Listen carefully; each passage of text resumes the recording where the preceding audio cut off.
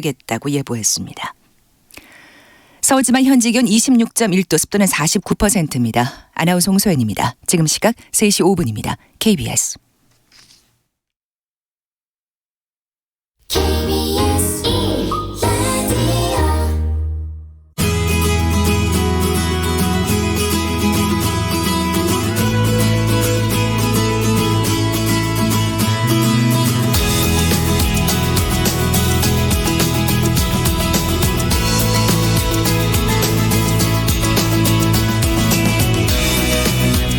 여러분 안녕하세요. KBS 1라디오 라디오 전국 일주 아나운서 이규원입니다. 어제 오후 강원도 철원 지역에서는 최근 가뭄으로 바짝 마른 농작물을 살리기 위해서 육군 육사단 장병들이 지원에 나섰다는 소식이 들렸습니다.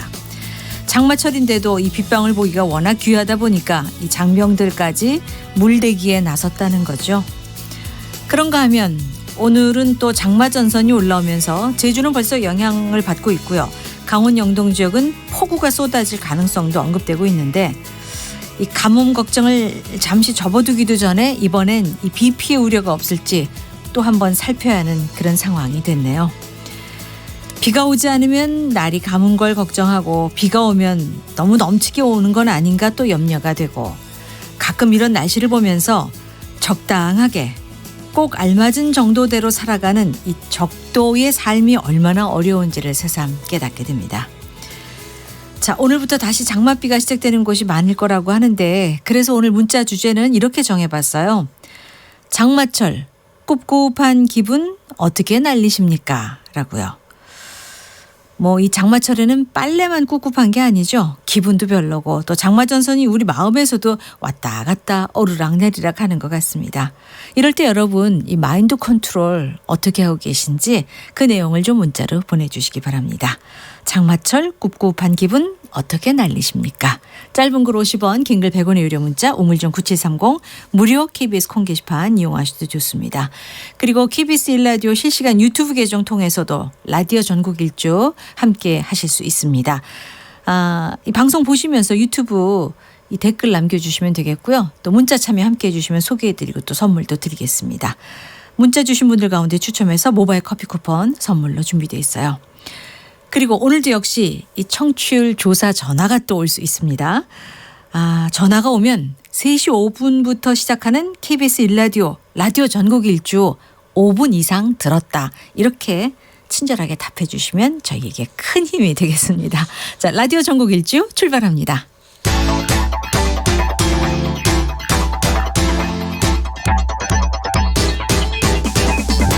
대한민국 구석구석 동네방네 이모저모 전국이 가까워지는 시간 KBS 1라디오 라디오 전국 일주.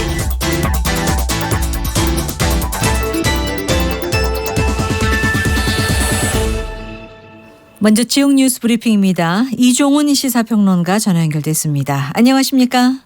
네, 안녕하세요. 네, 이 부산 지하철 노조가 오늘 새벽 5시부터 파업에 들어갔는데 우려했던 대란은 없었습니다. 예, 다행히 대란은 없었습니다. 그러니까 부산 지하철 노조하고 부산교통공사가 어제 사실은 인단협 최종 교섭을 벌이긴 했습니다. 그런데 합의에 이제 이르지를 못했고 저녁 8시 반께 결렬을 선언을 했고요. 네. 그래서 오늘 오전 5시부터 무기한 총파업에 이제 들어간 겁니다. 우선 기관서부터 이제 시작을 했고 오전 9시부터 나머지 기술, 영무, 차량 정비 분야로 해서 이제 이렇게 확장이 이렇게 됐는데요. 근데 이 부산 도시철도 같은 경우도 필수 공입 사업장입니다. 그래서 네. 설령 파업에 돌입을 하더라도 평일 대비 한 61.7% 정도 그 열차 운행률은 유지를 해야 하는 그런 그 사업장이고요. 네.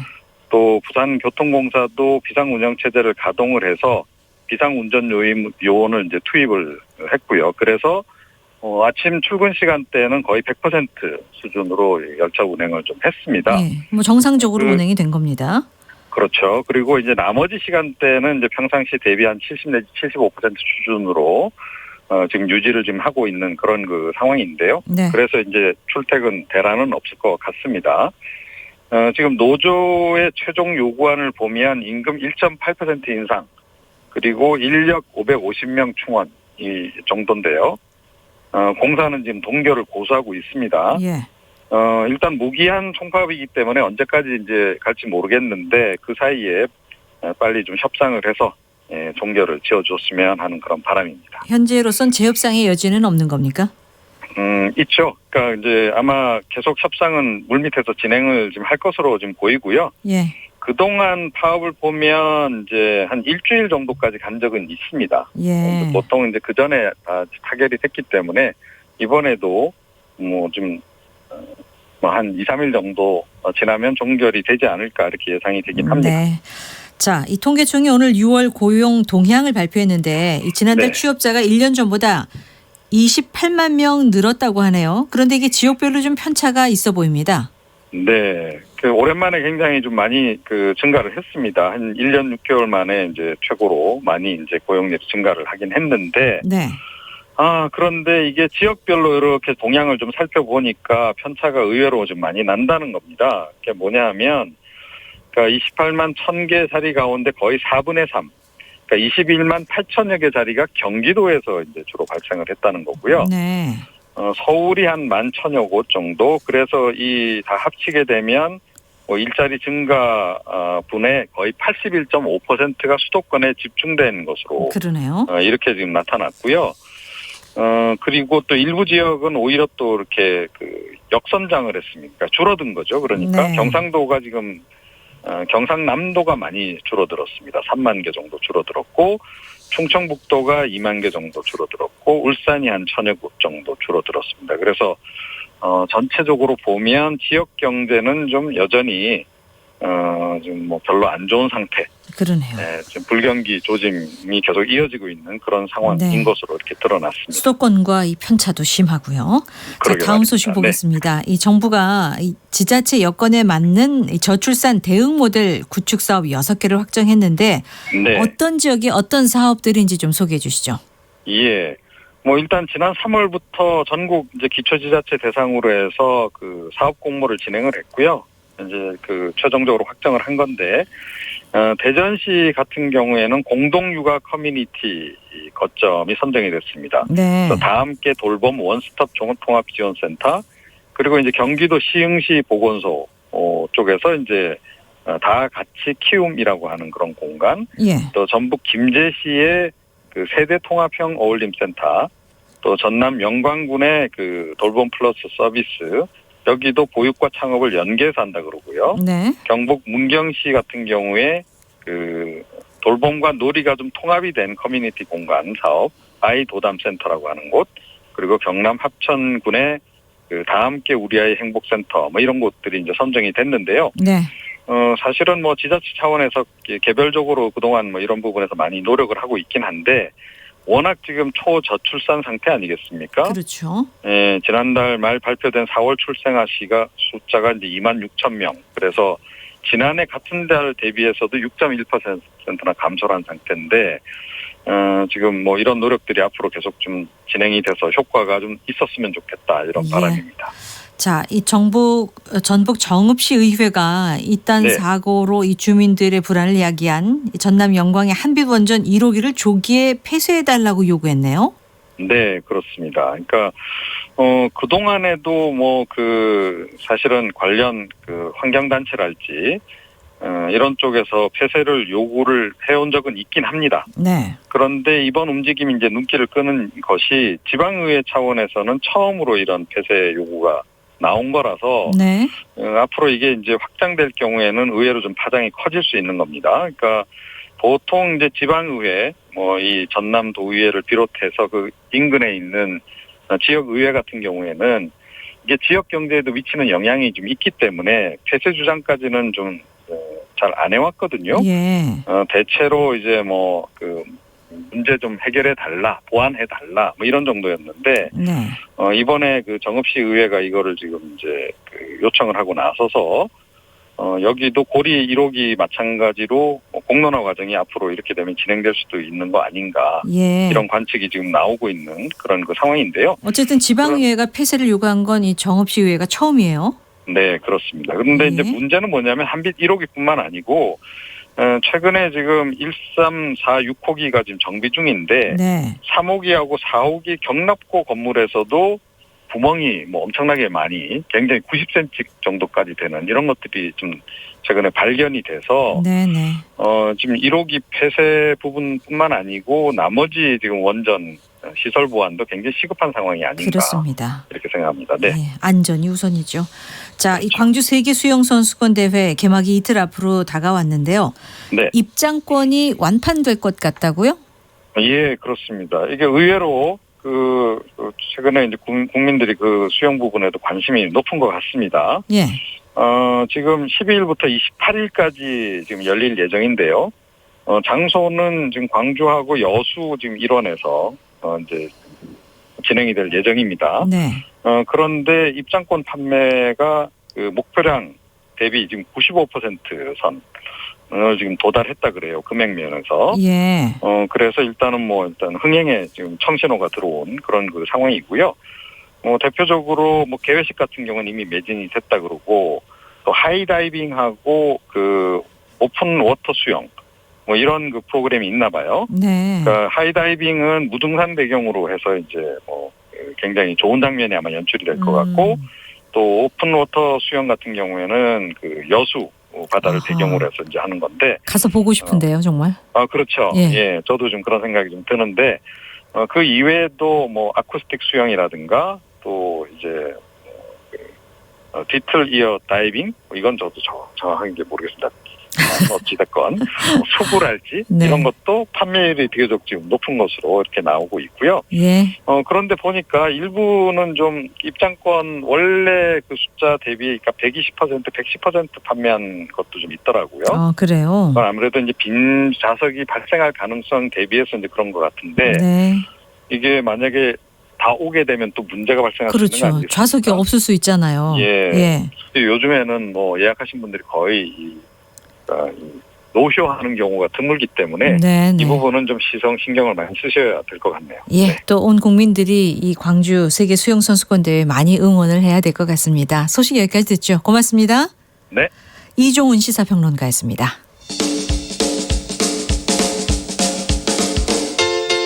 부산, 창원, 대구, 광주, 전주, 대전, 청주, 춘천, 제주, 울산, 진주, 안동, 포항, 목포, 순천, 충주, 강릉, 원주. KBS 1라디오 라디오 전국 일주. 여러분은 장마철의 꿉꿉한 기분을 어떻게 날리십니까? 민경희 씨, 고추장 풀어 끓인 수제비 한 사발 먹고 나면 꿉꿉함 주랭랑 뽀송뽀송해진다고 하셨고요. 1879님, 일 끝나고 막걸리에 부침개로 기분 싹 날립니다. 청주에서 문자 주셨습니다. 3533님, 부산에서 문자 주셨는데요. 지금 비와 바람 함께 내리고 있다고요. 비 오는 날엔 바로 막걸리와 부침개가 최고 아닌겨. 막걸리 한두 잔만 걸치면 알딸딸 세상이 내 세상이 됩니다. 최고입니다 하셨어요. 4114님, 방에 커튼 치고 누워서 따뜻한 핫초코 한 잔 마시면서 영화 보는 게 최고죠. 부럽네요 이분. 처음 문자 주셨는데 모바일 커피 쿠폰 선물로 드리겠습니다. 3521님은 요즘 같은 장마철에 전국 일주 크게 들으면서 요즘 한철인 감자가라 풍작인 채, 썸, 양파 넣은 전을 부쳐 먹으면 최상입니다. 조금 덥지 않을까 싶긴 한데 어쨌든 오늘 같은 날은 아주 제격일 것 같습니다. 3521님 모바일 커피 쿠폰 선물로 드리겠습니다. 유튜브 계정 통해서 이 방송 듣고 계신 분들 KBS 1라디오 검색하시면 바로 들어오실 수 있는데요. 의견들 주고 계십니다. 김명화 씨, 인천 하늘 잔뜩 내려앉아 있다고요. 그리고 이나경 씨, KBS 라디오 이렇게 듣게 되니까 감개무량하다면서 아주 맑고 깨끗하게 듣게 돼서 정말 기쁘다고 하셨습니다. 나가지 마시고 계속 유튜브 계정으로 또 들어주시기 바랍니다. 자, 지금 시각 3시 19분 됐습니다. 지역 소식 들어봐야 될 텐데 오늘은 먼저 대전으로 가볼까요? 방희진 리포터 안녕하십니까? 안녕하세요. 대전입니다. 네, 반갑습니다. 대전 하늘은 어떤지요? 네, 지금 비가 오고 있고요. 내일까지 10에서 40mm의 비가 예상됩니다. 비와 함께 바람이 불면서 선선하겠는데요. 대전의 한낮 기온은 21도로 어제보다 낮겠습니다. 아이고, 비가 벌써 시작됐군요. 네. 자, 오늘은 이 젊은이들의 전유물이라고 생각했던 보드게임을 어른들이 아주 재밌게 유익하게 즐기는 그 현장 취재하셨다면서요? 네, 지난 3월부터 대전 중구 자원봉사센터에서는 어르신들을 대상으로 보드게임을 진행하고 있습니다. 강사와 자원봉사자로 이루어진 3개 팀이 매주 수요일과 목요일 지역의 경로당을 순회하고 있는데요. 보드게임 문화발전연구원 소속 보드게임 봉사단이 함께하면서 전문적인 교육을 진행하고 있습니다. 네. 어르신들의 뜨거운 명승부가 펼쳐진 그 현장을 생생하게 담아왔습니다. 함께 들어보시죠. 네. 전국에서 최초로 그러면 멋진 분들한테 루미큐브를 알려드려서 머리도 건강해지고 웃음을 좀 막 이렇게 웃고 사시게끔 해드리자. 그래서 루미! 백세! 재밌게 하세요. 너무 재밌어요. 개수 채는 거 1, 2, 3, 4 맞추는 노인네들하고 같이 하는 하도 하지 말고 이거 하자고 처음 하는 겁니다. 아무래도 머리보다 신경 쓸 수도 있고 또 맞춘다는 성취감 좋습니다.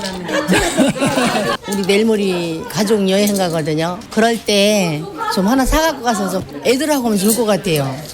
아이고 보드게임 하시는 그 장면 저 유튜브 계정에 이렇게 딱 들어오고 있습니다. 화투하지 말고 이제 이거 하자. 굉장히 즐거운가 봐요. 사실 어르신들 놀이하면 화투, 윷놀이, 바둑 뭐 이런 거 생각하는데 이 어르신들이 특별히 보드게임 선택한 이유가 있을까요? 네, 보드게임은 치매를 예방하는 데 아주 효과적이라고 합니다. 아무래도 연로하신 어르신들은 이 부분에 대해서 걱정이 많으실 텐데요. 네. 게임 시작 전에 어르신들의 앞으로의 바람을 여쭤봤을 때도 정말 많은 분들이 치매만 걸리지 않았으면 좋겠다라는 네. 말씀을 이구동성으로 하시더라고요. 예. 그야말로 어르신들의 마음을 꿰뚫은 맞춤형 프로그램이었습니다. 보드게임을 통해 직접 교구를 손으로 만지고 머릿속으로 규칙들을 생각하고 또 적용하면서 인지자극 활동을 하기 때문에 두뇌 활동을 활발히 할 수 있는데요. 이런 과정으로 즐겁게 소통하면서 정서적 안정감을 찾을 수 있다고 합니다. 네, 저도 아이들 어릴 때 보드게임 참 많이 놀았는데 이 어르신들에게 가장 인기 있었던 게임은 뭡니까? 네, 빨강, 파랑, 검정, 주황 4가지 색깔의 타일을 가지고 하는 게임이었는데요. 예. 우리나라뿐만 아니라 전 세계적으로 인기가 많았습니다.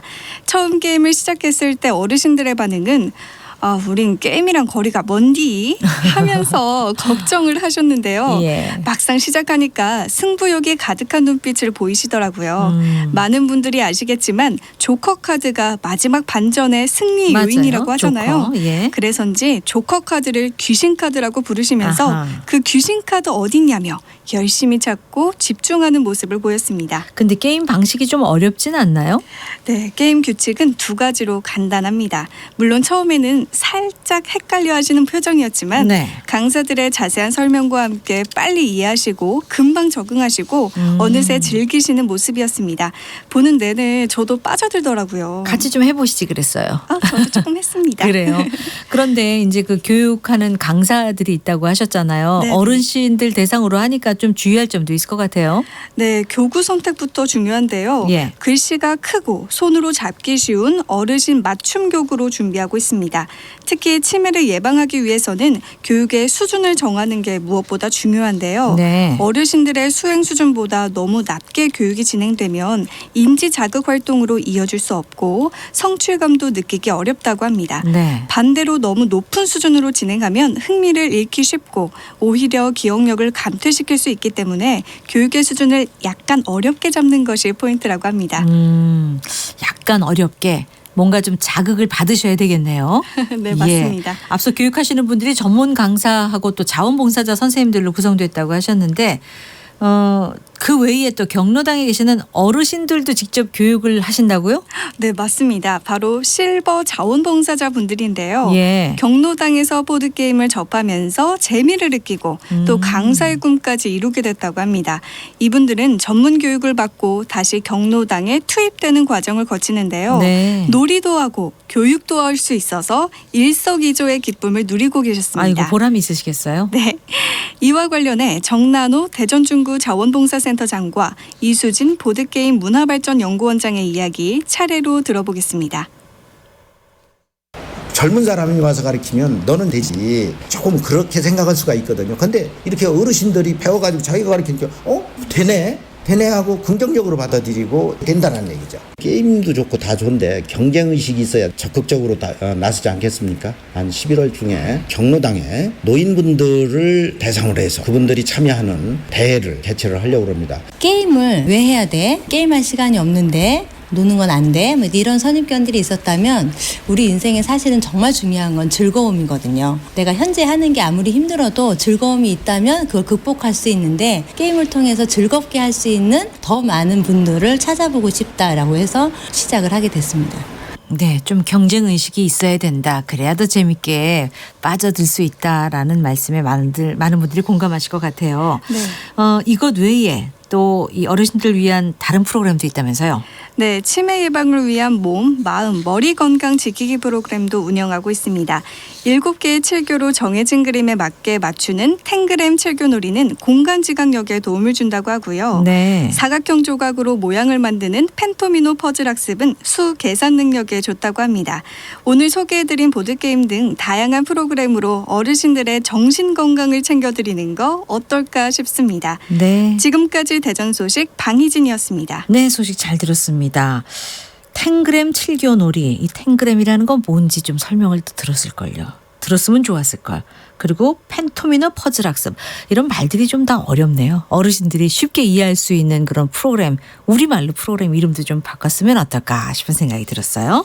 자, 이번에 울릉도로 가보겠습니다. 김혜진 아나운서, 안녕하십니까? 네, 안녕하십니까. 울릉입니다. 오늘 울릉도 날씨는 어떻습니까? 네, 울릉도는 현재 기온 21도로 저녁부터 비 예보가 있어서인지 잔뜩 흐린 하늘 보이고 있습니다. 네. 동해중부 먼바다의 물결은 최고 3m까지 다소 높게 일고 있지만 여객선은 정상 운항합니다. 네. 자, 오늘 울릉도에서는 어떤 소식 준비하셨어요? 네, 오늘 울릉도에 있는 특별한 찻집을 소개해드리려고 합니다. 네. 이색 바리스타가 만든 향긋한 커피를 무료로 마실 수 있는 곳인데요. 대체 어떤 분들이 하는 찻집인지 먼저 그분들의 인사로 만나보시죠. 네. 우리는 울릉도에서 제일 멋지고 예쁜 바리스타입니다. 노인은 절대로 아닙니다. 울릉도에는 뭐 이런 거는 뭐 있으리라 생각 안 하고 오시는 것 같아. 막상 우리를 보면은 깜짝 놀라시오. 어머, 울릉도에도 실버 바리스타가 있네. 그러면은 그때는 진짜 기분 좋아. 이제 이거는 우리 노인들이 딱히 할 일이 없잖아. 근데 이제 이런 거라도 하니까는 가야 된다는 이제 그 생각 자체부터 벌써 즐겁고. 우리가 말이지 이걸 한다는 그 자신감이 생겨갖고 누구든지 커피 마시고 그거 하고 이러면 너무너무 보람을 느끼지. 예. 네, 노인은 절대 아닙니다 하시는데 목소리에서 어르신인 거 알겠습니다. 바로 이 특별한 찻집의 주인공 실버 바리스타들이세요? 네, 그렇습니다. 이 울릉도에도 활기찬 노년 생활을 위해서 실버 바리스타로 활동하는 분들이 계십니다. 네. 웃음이 끊이지 않는 이분들 차례로 좀 소개해드리자면 81살 민영숙 어르신은 아이고. 커피콩 가는 일을 78세 이인순 어르신과 72세 김문학 어르신의 담당은 커피 내리기입니다. 네. 그리고 85살 김분옥 어르신은 앞서 세 분이 준비한 커피를 손님에게 전해드리는 역할을 합니다.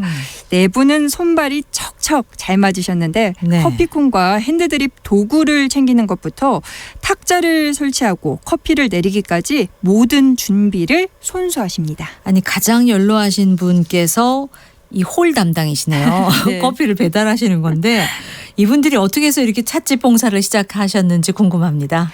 네, 지난 2015년 봄 울릉군이 육지에서 강사를 초청해 어르신들을 위한 커피 바리스타 자격증반을 운영했는데 네. 그때 이분들이 자격증을 취득했습니다. 도전을 하신 거군요. 예. 그리고 그해 5월부터 지자체의 지원을 받아서 매년 봄부터 가을까지 무료 찻집 봉사를 하고 계십니다. 아이고, 이 일 하시면서 더 건강해지셨을 것 같습니다. 그러면 2015년부터 지금까지 쭉 이 네 분만 하시는 거예요? 그건 아니고요. 처음에 그 실버 바리스타가 모두 6명이었습니다. 네. 하지만 5년이라는 시간이 흐르면서 편찮은 어르신도 계셨고 또 작년에 작고하신 분도 있는데요. 아, 그래요? 예, 그러면서 올해는 회원이 좀 바뀌었다고 합니다. 이 아픔도 있긴 했지만 어르신들은 봉사 활동을 꾸준히 해오고 계십니다. 제가 찻집에 갔던 날엔 실버 바리스타 할머니들과 관광객들이 차를 마시고 아리랑도 부르면서 네. 유쾌한 시간을 보냈는데 그 현장 함께 만나보시죠. 네. 공예로 나를 남겨주소. 어머님 노래 보니까 저희 어머님이 올해 87세이신데 예, 어머니 생각도 하고 어머님들 요즘 뭐 100세 세대 100세인데 150세까지 지금 이게 아름다운 모습으로 안익하고 계속 이 자리에 계셨으면 좋겠어요. 커피가 약간 옛날 어머님이 주시는 그런 숭늉맛 같은 느낌? 예, 이런 게 있었고 너무 마음에 안정감을 갖는다? 이런 느낌을 좀 받았습니다. 저희 그 아들 같은 사람들이 정말 열심히 노력하고 있으니까 꼭 건강하시고 오래오래 사십시오. 감사합니다. 제가 고맙습니다. 예. 감사합니다. 네, 이 카페에선 아리랑을 부르네요. 커피 맛도 숭늉만 같다고 하시는데 이 어르신들 삶의 즐거움을 많이 느끼실 것 같습니다. 네, 그렇습니다.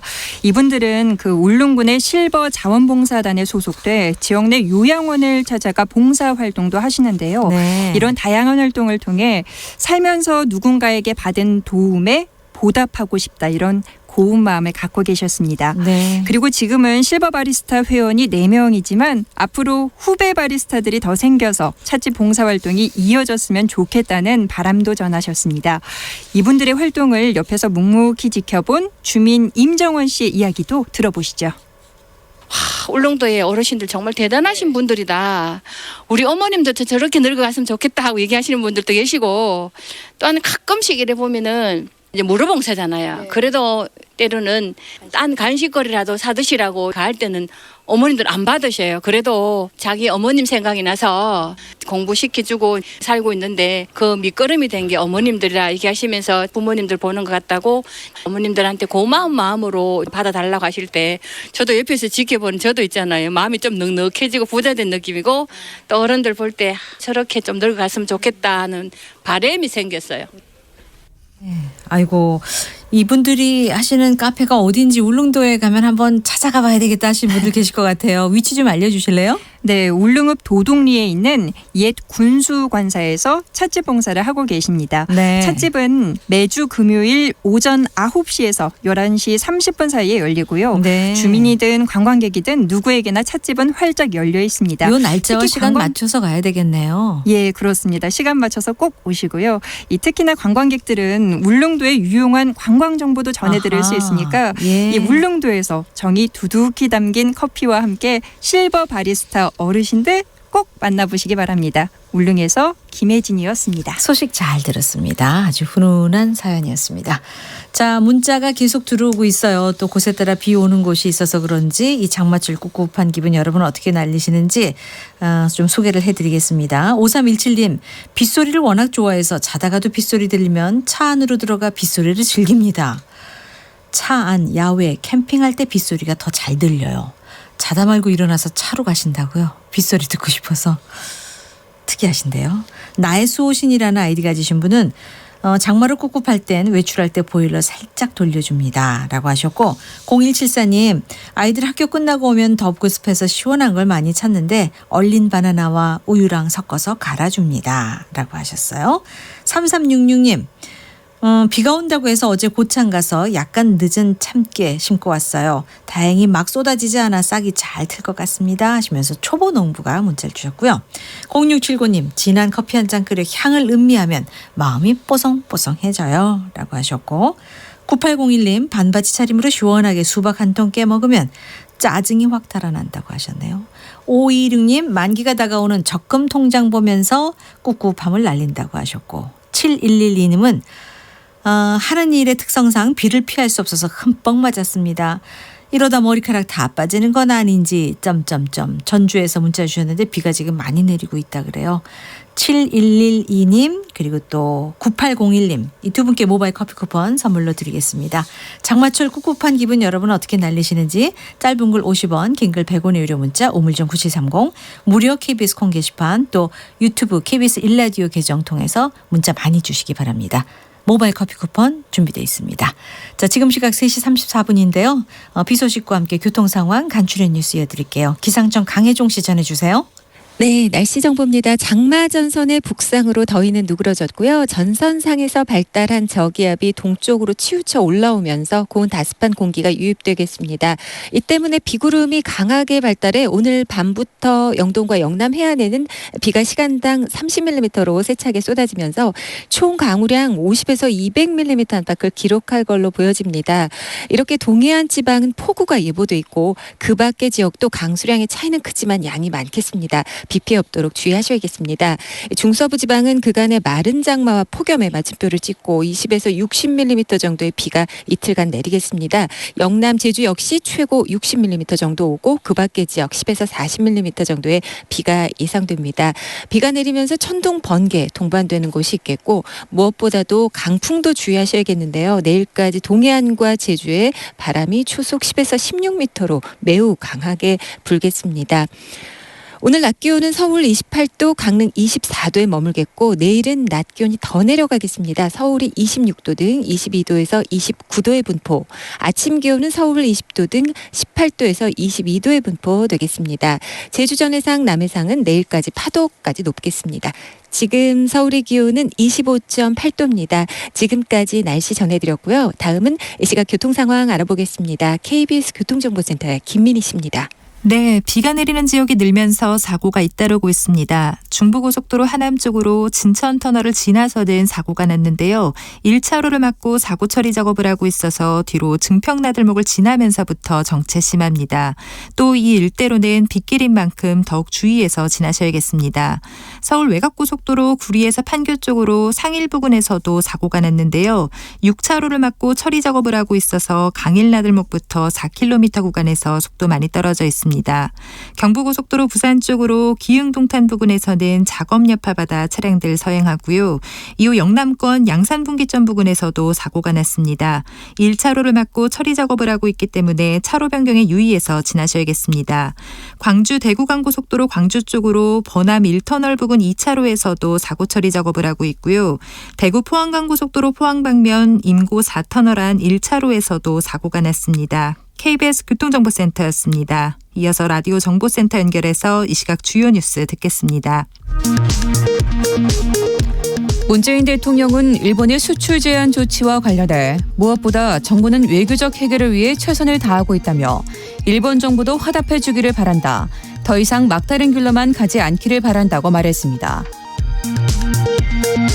일본 정부가 한국에 대한 수출 규제와 관련해 세계무역기구 WTO 위반이라는 지적은 전혀 맞지 않으며 철회는 생각하지 않고 있다고 재차 주장했습니다.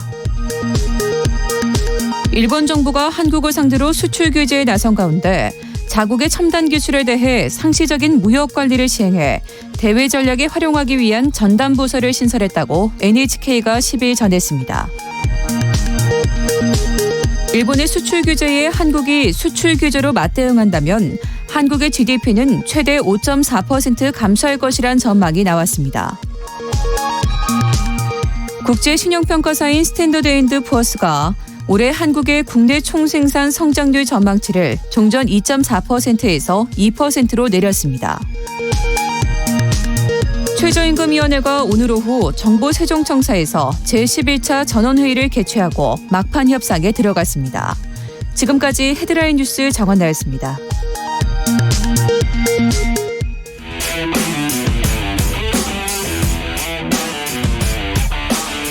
라디오 전국일주 지역시사 포커스 팔도 기자가 간다. 지역의 베테랑 기자와 함께 지역의 쟁점 현안, 주목해야 할 사건의 뒷이야기까지 짚어보는 시간입니다. 오늘은 대구 지역의 이슈 살펴보죠. 영남일보 노인호 기자 전화 연결됐습니다. 안녕하세요. 네, 안녕하세요. 예, 오늘부터 대구 지역 이슈를 맡아주게 되셨는데 좀 앞으로 잘 부탁드리겠습니다. 네, 자, 잘 전달해드리겠습니다. 대구에서는 요즘 어떤 이슈가 뜨겁습니까? 네, 빚내서 집사라 이 한마디로 설명이 가능할 정도로 지난 정부가 부동산 활성화를 통해 경제를 끌어올렸다면 현 정부는 부동산 안정에 방점을 찍으면서 대구 경북에서도 부동산 가격이 안정되는 분위기입니다. 네.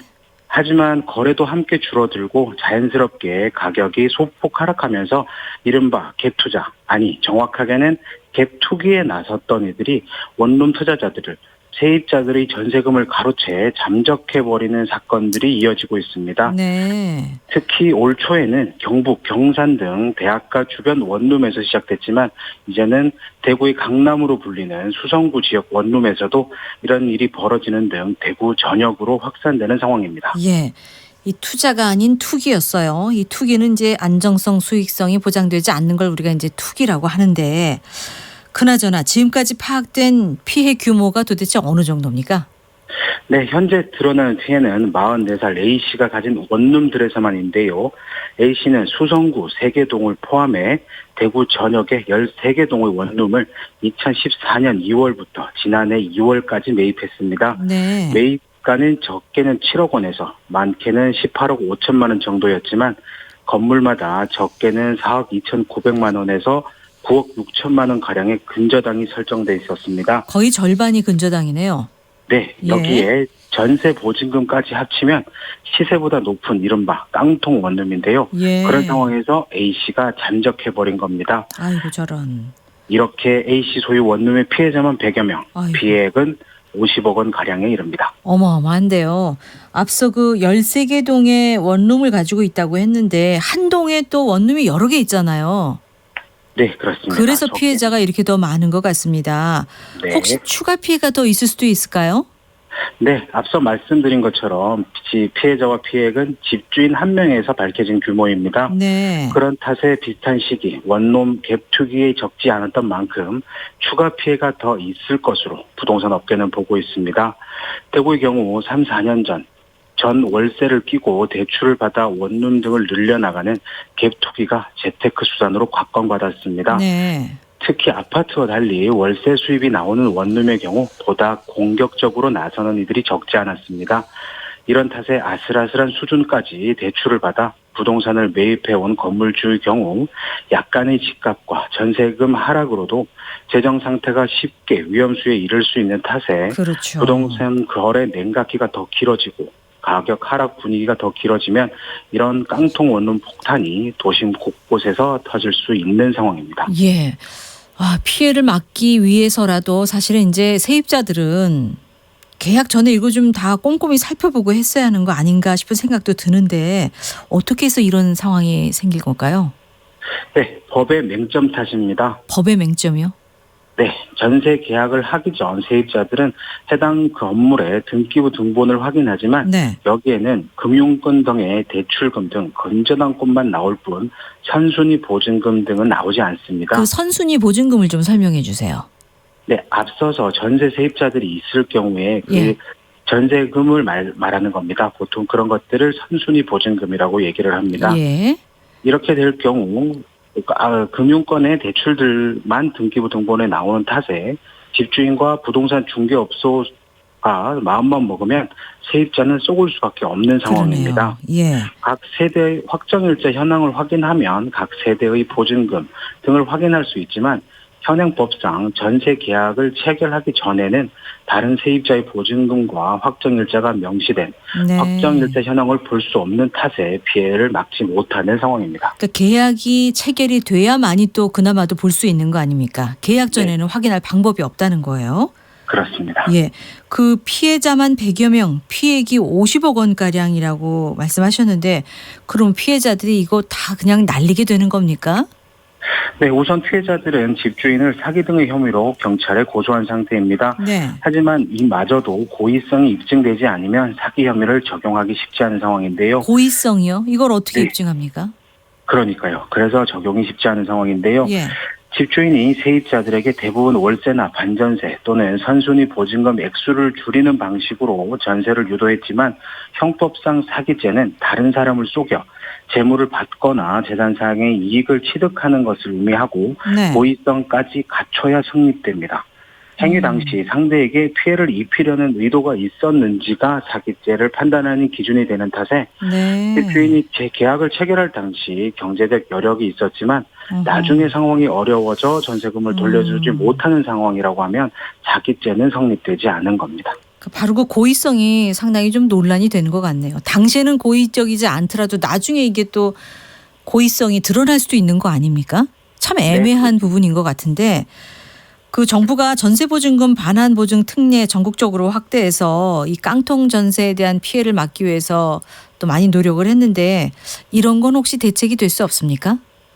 네, 이 제도는 가입자인 임차인이 집 주인으로부터 계약기간 만료 후에도 전세 보증금을 반환받지 못할 경우 보증기관인 주택도시보증공사에서 먼저 지급하고 공사는 집 주인에게 돌려받는 겁니다. 네. 기존 전세금 반환 보증은 임대차 계약 기간이 절반 이상 지난 경우 가입이 불가능했지만 지난해 9.13 부동산 시작 대책 발표 이후 미분양 관리 지역에선 전세 계약 기간 종료 6개월 전까지는 보증 가입이 가능하도록 특례 규정을 적용했고 이번에 이를 전국으로 확대했습니다. 예.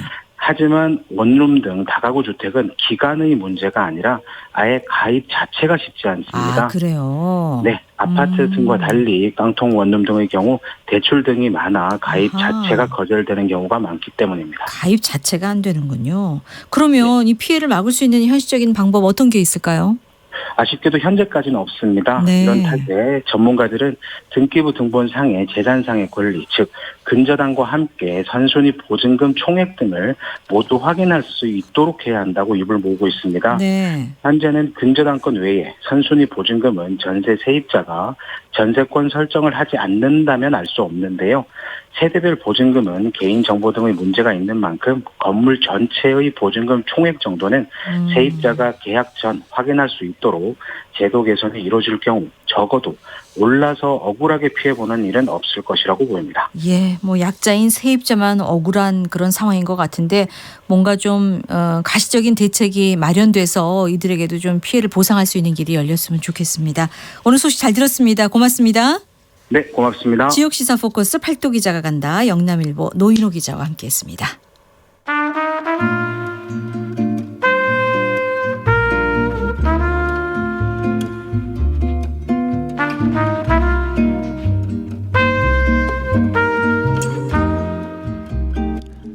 우리의 고향을 찾아갑니다. 이규원 아나운서와 함께하는 KBS 1라디오 라디오 전국일주. 전국의 맛을 찾아서 요리톡 조리톡 오늘 박상현 맛 칼럼니스트와 함께하겠습니다. 어서 오세요. 네, 안녕하십니까. 네, 요즘 주변에 입맛 없다고 하시는 분들 참 많거든요. 네. 자, 이럴 때는 어떤 걸 먹어야 될지 오늘 어떤 요리 소개해 주시겠어요? 오늘 요즘 같은 때가 1년 중에서 닭 소비가 가장 많을 때죠.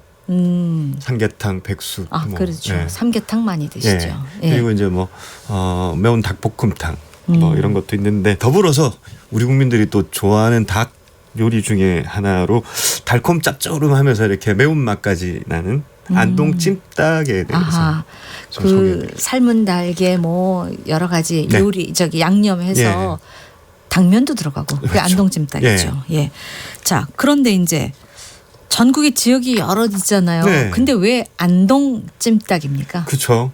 좀 여러 가지 요리 중에서 이렇게 지역 명칭이 이렇게 탁 붙은 요리들이 생각보다 많이 없습니다. 우리나라에서 맞아요. 보면. 예. 근데 안동 찜닭은 요 근래에 들어서 굉장히 유명해졌는데 왜 그런가 이렇게 보니까 이제 안동 찜닭의 유래에 대해서는 두 가지 설이 있습니다. 하나는 이제 예전에 조선시대 때 안동 도성 안쪽의 동네를 이제 안동네라고 있고 안쪽의 동네, 예, 안동네. 도성 안쪽에 있다 그래서 안동네.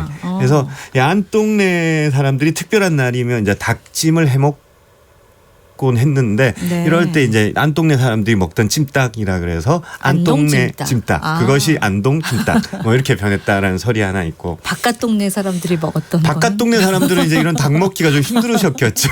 예. 그러다가 이제 또 이렇게 안동에 가면 이제 안동에서 가장 오래된 시장 중에 하나가 이제 안동 구시장이라고 있습니다. 제일 큰 시장이기도 하고 여기에 보면 이제 예전부터 이렇게 통닭 골목이 있었습니다. 통닭 골목이 있었는데 이 통닭 골목이 이제 워낙에 프랜차이즈 치킨들이 많이 생겨나고 이러면서 기존의 통닭으로는 안 되겠다. 네. 그래서 뭔가 새로운 맛의 차별화? 메뉴를 개발해 보자. 그래서 이제 우리 보통 보면 이 간장 양념 베이스의 닭찜을 만들었는데 그게 이제 여러 가지 닭과 더불어서 당근, 감자, 이런 파, 양파 이런 것들이 별미예요. 들어가니까 야채 찜닭이라고 불렀습니다. 처음에. 그래요? 안동 구시장에서 처음 만든 야채 찜닭이었고 이 야채 찜닭이 이제 안동 시장에서 유명해지면서 지금은 통닭 골목이 찜닭 골목으로 바뀌어버린 거죠. 그 정도 예. 밀어냈군요. 예. 치킨을 밀어냈어요. 그래서 뭐 지금은 뭐 안동네 찜닭보다는 예. 안동 구시장에서 시작된 야채 찜닭이 안동 찜닭의 시작이다. 예, 이렇게 보시면 예. 어디선가 들었는데 이게 또 안동의 제사 문화하고도 연관이 있다는 얘기. 그렇습니다.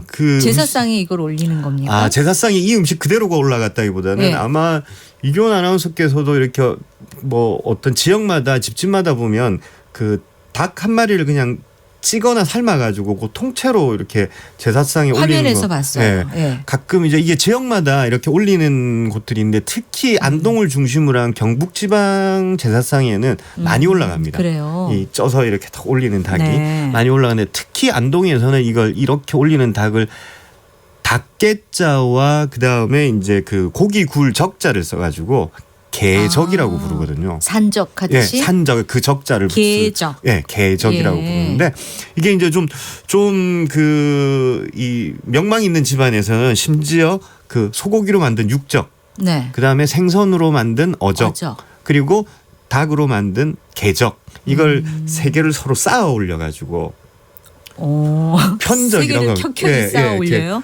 높이가 한 40cm 정도로 이렇게 높이 쌓아 올립니다. 그래서 예. 이렇게 이제 소고기, 닭, 생선 이렇게 겹쳐서 올려가지고 만든 네. 편적이라는 걸 이렇게 좀 이름난 집안에서는 그렇게 올리고 양반 부의 방가에서는 상징인가요? 그렇죠.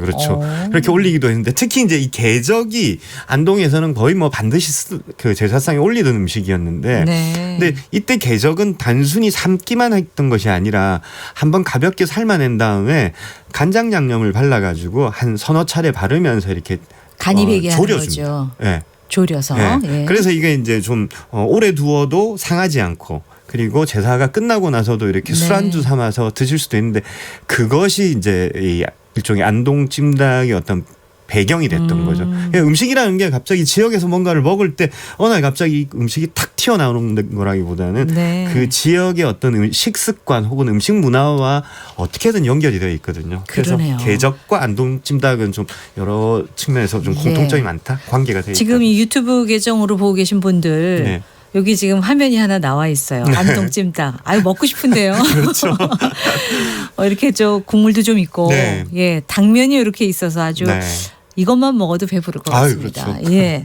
자 그런데 그렇게 탄생한 안동찜닭이 정말 순식간에 네. 이 전국적인 유명세를 타게 된 거거든요. 예. 뭐 특별한 어떤 이유가 있습니까? 이게 참 우연과 필연이 좀 겹쳤다고 볼 수 있는데 원래 이제 그 안동 구시장에서 야채 찜닭이 처음 시작된 것은 1980년대 중반인데 네. 이게 이제 2000년 정확하게 2000년도에 서울 홍대에 이제 그 매장이 하나 생깁니다.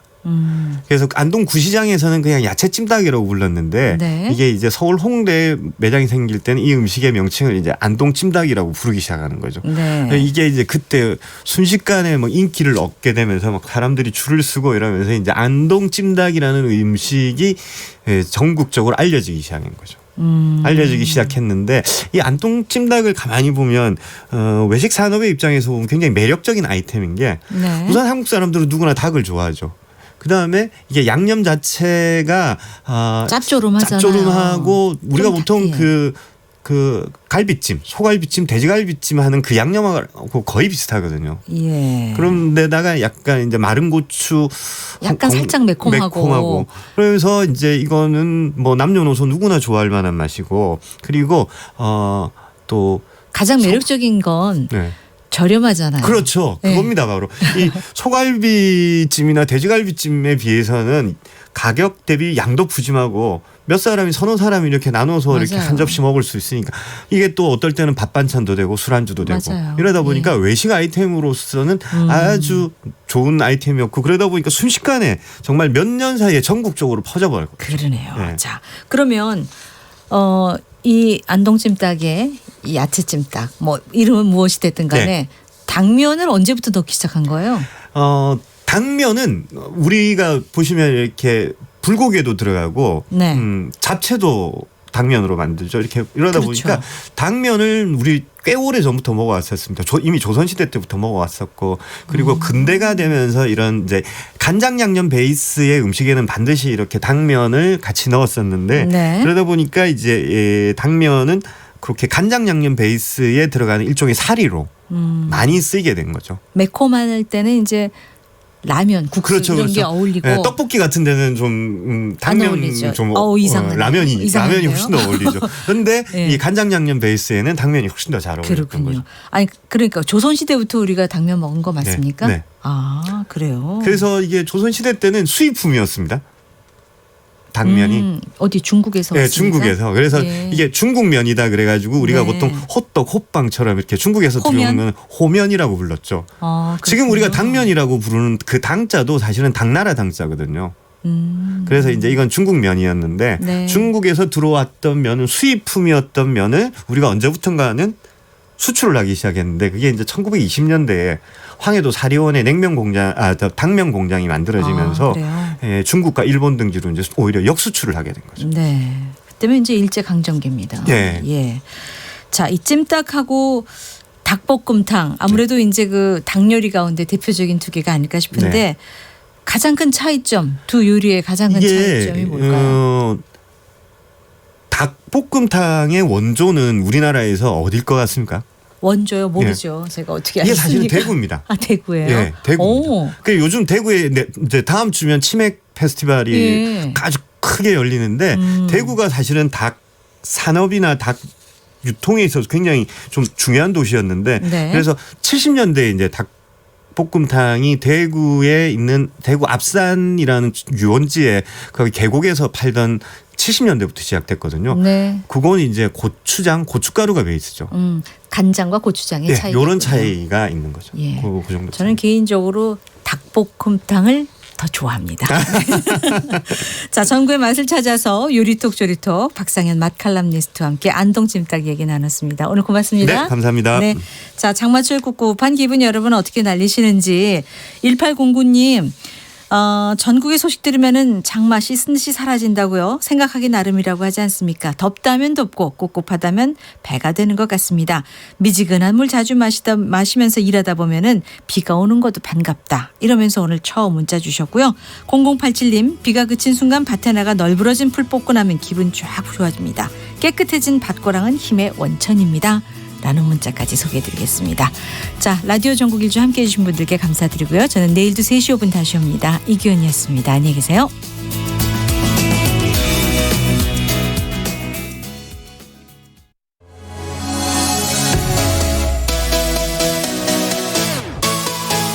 매일 저녁 7시 20분 청취자와 함께 만들어가는 KBS 열린 토론. 오늘은 일본 경제 보복 현실화, 한일 관계 해법은 이라는 주제로 함께합니다. 지난 4일 일본이 수출 규제 조치를 단행